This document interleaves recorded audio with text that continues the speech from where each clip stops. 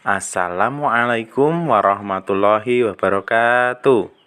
Hai, selamat pagi kelas 4 hebat. Selamat berjumpa kembali di kelas Pak Sudar. Semoga hari ini kalian semua dalam keadaan sehat ya. Hari ini kita akan mempelajari tema 4, berbagai pekerjaan. Subtema 1, jenis-jenis pekerjaan, pembelajaran pertama. Tapi sebelum kita belajar, jangan lupa untuk berdoa dulu ya. Selanjutnya hari ini kita akan mempelajari muatan pelajaran bahasa Indonesia. Materinya yaitu unsur intrinsik pada cerita. Apa itu unsur intrinsik? Unsur intrinsik merupakan unsur-unsur yang ada di dalam cerita itu sendiri. Unsur intrinsik tersebut terdiri dari 8 bagian, yakni yang pertama tema, kedua alur, ketiga tokoh, keempat penokohan, kelima latar, keenam sudut pandang, ketujuh gaya bahasa, dan yang terakhir kedelapan amanat.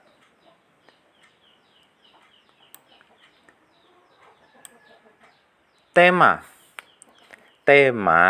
adalah unsur intrinsik cerpen atau cerita yang menjadi dasar cerita. Unsur intrinsik cerita, tema sering disamakan dengan ide atau tujuan utama cerita. Tema merupakan unsur intrinsik cerita yang menjadi sebuah ruh atau nyawa yang ada di dalam karya prosa seperti novel. Unsur intrinsik yang kedua adalah alur. Alur dalam cerpen adalah jalan cerita. Cerpen atau cerita pendek harus memiliki jalan cerita yang jelas. Alur sebagai unsur intrinsik cerpen biasanya memiliki beberapa tahapan mulai dari perkenalan, penanjakan, klimaks, antiklimaks, dan penyelesaian. Selanjutnya, unsur intrinsik yang ketiga adalah tokoh. Tokoh merupakan unsur intrinsik cerpen yang sangat penting. Unsur intrinsik cerpen seperti tokoh adalah meliputi orang atau karakter yang ditampilkan dalam cerita. Tokoh dalam unsur intrinsik cerpen dibagi menjadi 3 karakter, yaitu tokoh protagonis atau tokoh utama pada cerita, tokoh antagonis atau tokoh penentang atau lawan dari tokoh utama. Yang ketiga, tokoh tritagonis atau penengah dari tokoh utama dan tokoh lawan.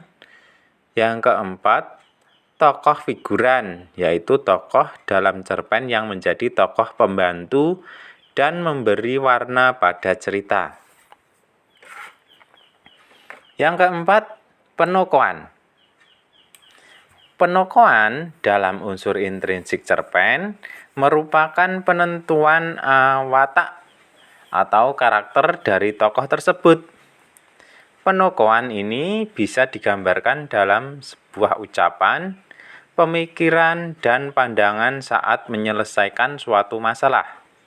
Begitu juga melalui penjelasan narasi atau penggambaran fisik tokoh tersebut. Selanjutnya ada latar.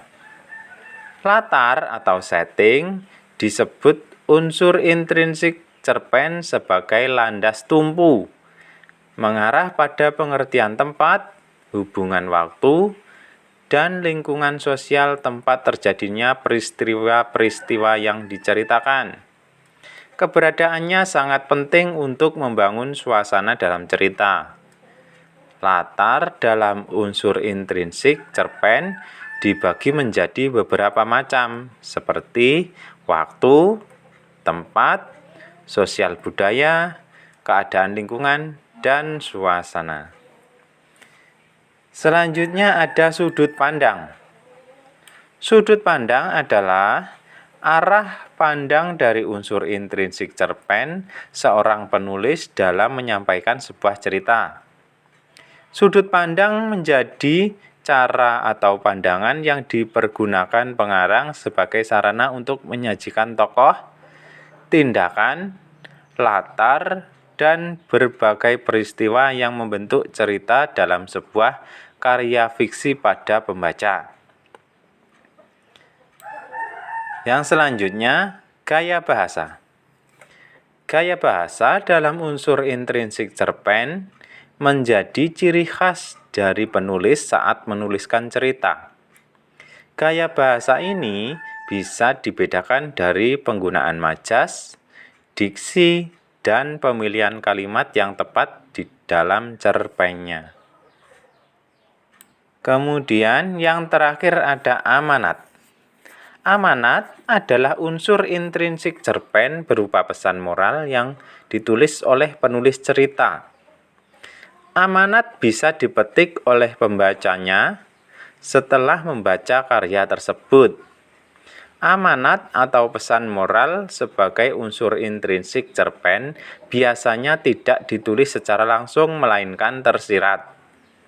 Namun, amanat dalam cerpen juga bisa ditulis langsung oleh penulis atau secara tersurat. Pembaca yang menyimpulkan sendiri apa pesan yang bisa diambil dari cerpen tersebut. Demikian tadi unsur-unsur intrinsik dalam cerita. Nah, sekarang bagaimana cara menentukan unsur intrinsik tersebut? Cara untuk menentukan unsur intrinsik tersebut yaitu dengan cara membaca cerita tersebut dengan teliti dan cermat. Apabila kalian masih kesulitan untuk menentukan unsur intrinsiknya, kalian bisa mengulang dengan membaca cerita itu kembali.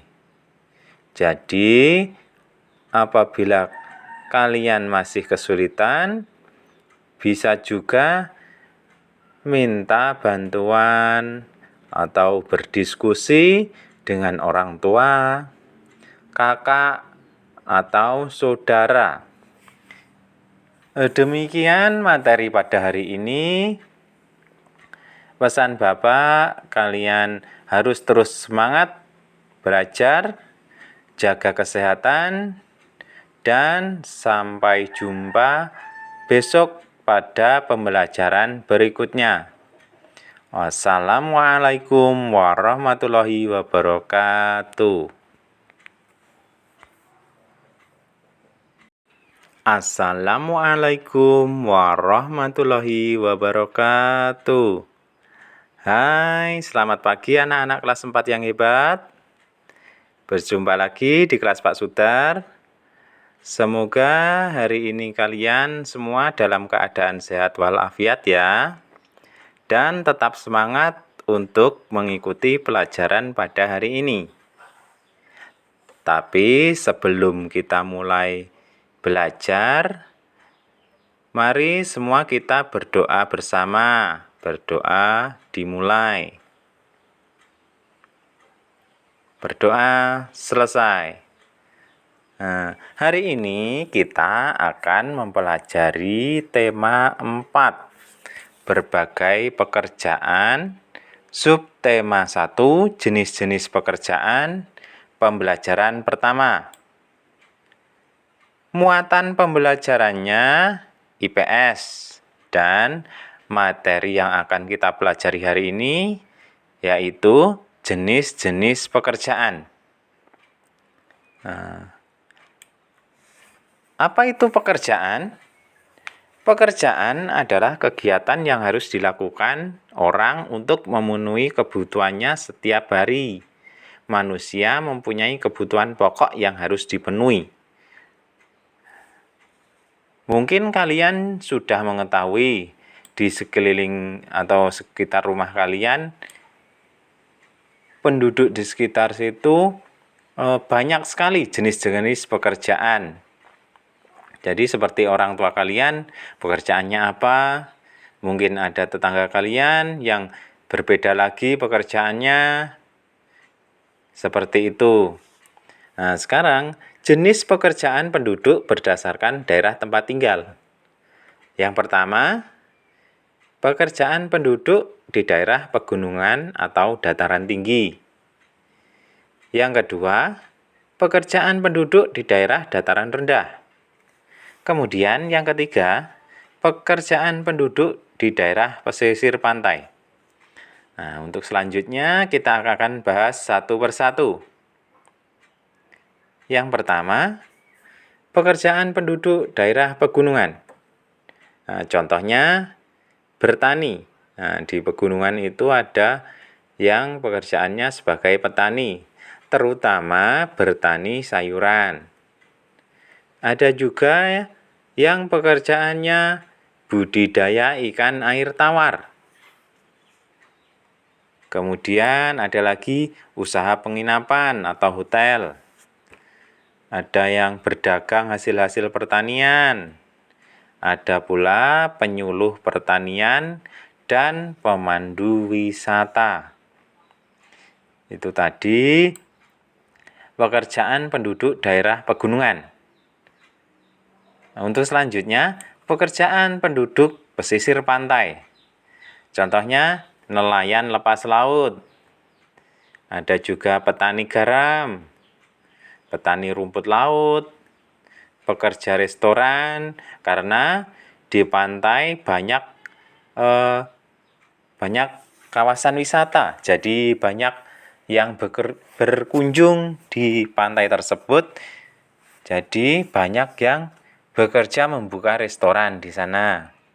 Ada pula pekerja di hotel, villa, atau resort pinggir pantai. Nah, itu tadi pekerjaan yang penduduk yang berada di pesisir pantai. Selanjutnya, pekerjaan penduduk yang berada di dataran rendah. Nah, di dataran rendah itu ada berbagai macam pekerjaan. Ya, yang pertama, pekerjaan yang menghasilkan barang.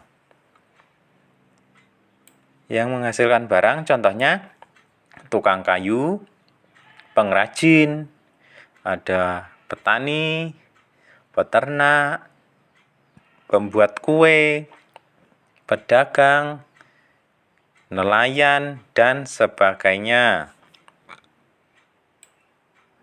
Kemudian pekerjaan yang menghasilkan jasa.